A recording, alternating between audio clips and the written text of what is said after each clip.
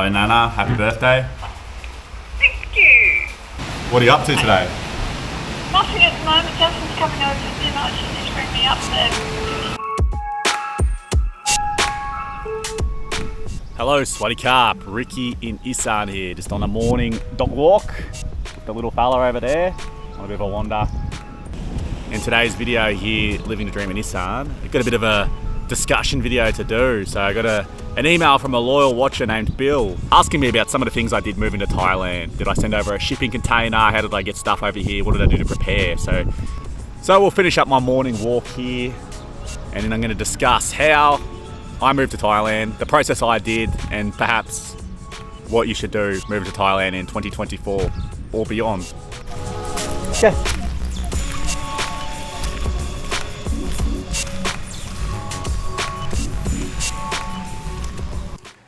Alrighty guys, just at home now, and I keep getting a comment from a viewer telling me it's time to get a haircut. So I've gone to haircut. I've gone short on the sides, but keeping it long at the back. So we'll just see how this hair goes. I was going a full shaven look for a while there, but I'm just going to bring the hair back for one last hurrah, because it's still not too bad. I can still get away with it with the receding hairline. I've obviously got a terrible moustache going at the moment. And I just want to mention quickly, I've launched a YouTube channel, Ricky Thailand. It's just going to be a bit of a Thai news-based discussion video sort of channel. There's a lot of interesting stories that happen in Thailand, good and bad. I'd like to share some of those things for everybody on YouTube. A lot of it doesn't always get covered and can be quite interesting to discuss and share. So check it out if you want. Just a little side channel that I'm doing, and might be a bit of fun. So I had an email come through from a loyal watcher named Bill, a fellow Aussie. And this is what Bill sent me. Hi Rick, how are you mate? I know you moved to Thailand a few years ago, but may I ask, did you send much stuff from Australia over with you? If yes, how? Did you use a shipping container? If yes, what company did you use? And what did it cost, please? I think I'd like to send a container load over, including my motorbike. Any tips or tricks without too much trouble would be great. Regards, Bill. So I just want to start off with Bill. I did not send a shipping container over. I did not send one over at all, but that's why I wanted to do this video, so people can maybe share their experiences as well in the comments and how they've done it and who they've used. Because we've got a little bit of a community going in the comments. I've got commenters who chat to each other, and it could be great, and you're a good guy, Bill. So when I moved to Thailand in 2021, the world was still in lockdown. Shipping was quite expensive. There was about 6 people on my flight when I came here on Thai Airways. And I came with my 30 kilo suitcase, a carry-on bag, which was probably 20 kilos overweight. And I also had my PS5 in my hand as well, bubble wrapped. So they could have really got me for the carry-on. And there was about 6 people on the plane. It wasn't going to be too much trouble for them to check if it was 7 kilos or not for the little carry-on bag, was it? I did also send stuff over. So in Melbourne, where I'm from, particularly in the city area, so Richmond, North Melbourne, Fitzroy, there's a lot of Thai shippers in the inner city who will ship stuff to Thailand for you by air or ship. And the rates are pretty good. So I actually sent over a few boxes of stuff, not a whole heap, just some of those possessions you want to keep with you that I couldn't fit into my suitcase, as well as my bicycle. Now, my bicycle was quite big. It's quite a big bicycle. It was quite a big bicycle bag. And that went by ship.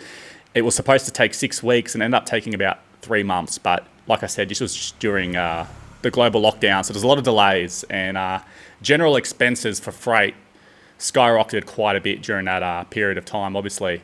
I did inquire into shipping companies to send over a whole heap of stuff, but I just never really got anything back. So if anyone knows about sending over a whole shipping container, let Bill know in the comments.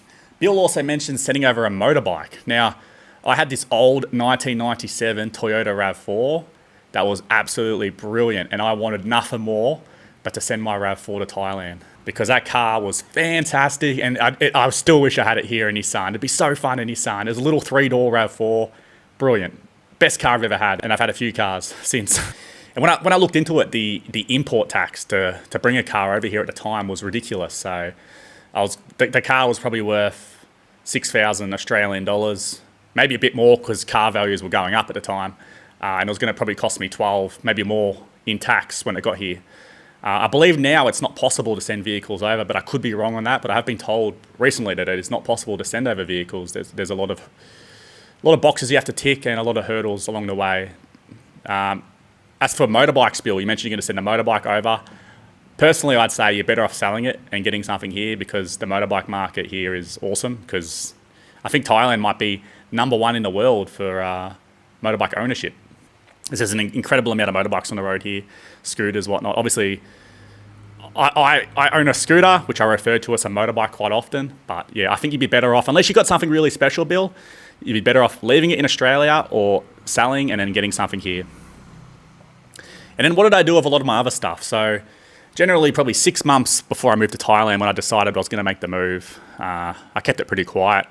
I told probably my brother and a couple of close mates, and then even later on till I told more family members. But I just started clearing out the house, really. Started throwing out stuff I didn't really need. I started gathering possessions that I wanted to keep but knew I couldn't take with me. So my brother, my mum, and I believe even my grandmother have a collection of like plastic tubs that they've kept. They're currently holding of just some of the stuff I didn't want to throw out.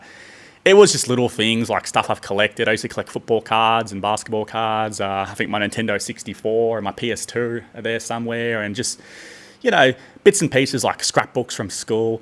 Stuff you don't want to throw out, photos, but stuff I couldn't necessarily bring over here. Now, my mum did bring some of that stuff over here on her last visit.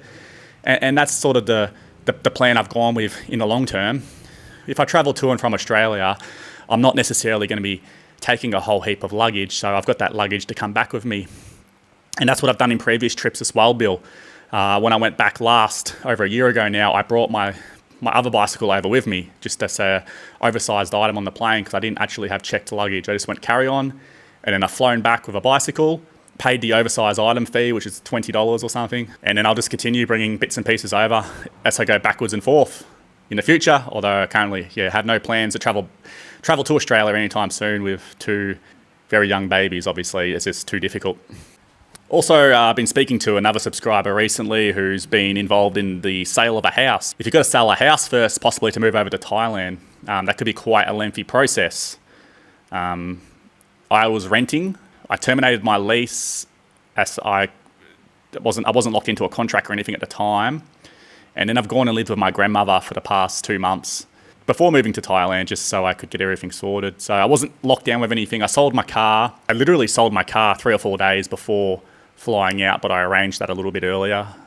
It's just tricky with bits and pieces like that. If you're going to literally sell all your possessions, the timing is a really tricky part if you're planning to move to another country, obviously.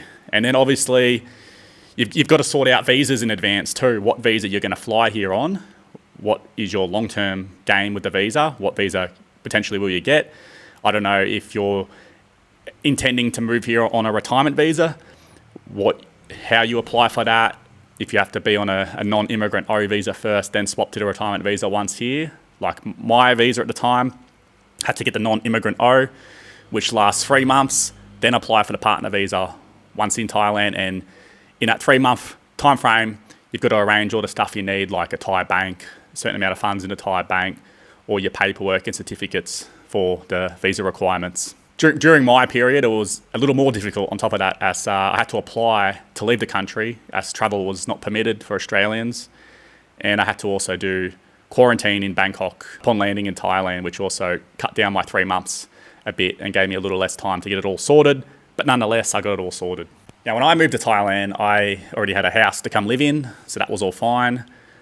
Bill, I'm not too sure about your circumstances, but you'll need to think about accommodation, where you're going to live, whether or not you're going to stay in a hotel for a couple of months or a couple of weeks and try and find something. Where in Thailand you're going to live exactly. There's obviously a lot you'd have to plan out in advance. If you need income, how you're going to make income, can you get a work permit, etc. There's a lot of forward thinking you need to do. And then even just thinking about moving into this house, because it was a bit different for me when I moved to Thailand, but moving into this house, there's just so much things I've had to organise and get, like pots and pans and cups and spoons and forks and sheets for my bed, and it's just a lot of that extra stuff you have to do, like you would in Australia, I guess, because you're not necessarily going to bring your cutlery from Australia to Thailand, are you? You're not going to bring your curtains, you're not going to bring your TV, you're going to just get that stuff here. Essentially, what you're going to do is you're just going to clear all your possessions in Australia, bring what really matters to you, what you can't replace, what doesn't make sense economically to replace. Like my PS5, I believe, is a lot more in Thailand. And it was also during the PS5 shortage, so you couldn't actually get one. I remember the security staff at Sydney Airport getting quite excited by seeing my PS5 going through the X-ray scanner. So you just bring what you need to bring, and then you're going to come here and essentially start again. So I may be thinking with your shipping container idea, it may not be necessary, Bill, unless you do have a lot of those things that you can't put in storage somewhere in Australia, you can't give away, you can't throw out, you can't move on from. I feel like sending over a few boxes through maybe a Thai shipping company in North Melbourne or Richmond could be the logical way to send over the minimal amount, because it is still expensive to send that stuff over. Come here and then buy what you need is how I would personally do it. And that's how I do it again. I feel like I did everything the right way. I maybe wouldn't bring my bicycles. I just buy bicycles here. That's what I would do differently, but I'd probably still do everything else the way I've done it. But let me know if you've done anything different, or you have any recommendations upon moving abroad previously, or if you're planning to move abroad, what you're planning to do in the comments below. And if anyone has any advice for potential shipping companies for Bill to send over some stuff, let us know in the comments. As always, thanks for watching. We'll see you next video, guys.